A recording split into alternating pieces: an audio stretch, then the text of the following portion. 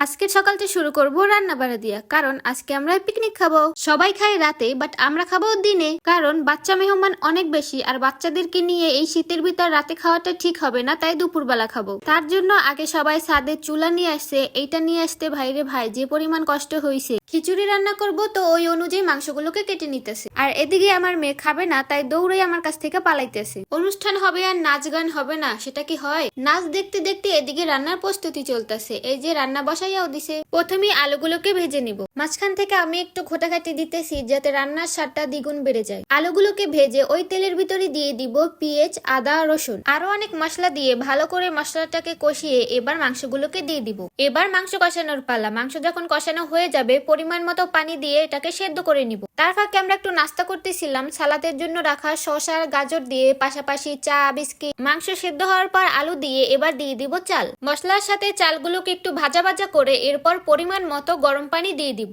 এদিকে আমি সালাদগুলোকে কেটে নিলাম। পানিটা একটু টানার পর চুলা লিভিয়ে ভাপে বসাই দিছিলাম। আর এখন এই যে খাওয়ার জন্য সবাই প্রস্তুতি নিচ্ছে। আমরা খাওয়া দাওয়া করতে থাকি। আর তোমরা যদি আমার ভিডিওটি ইউটিউব থেকে দেখে থাকো তাহলে অবশ্যই সাবস্ক্রাইব করে দিও। আল্লাহ হাফেজ।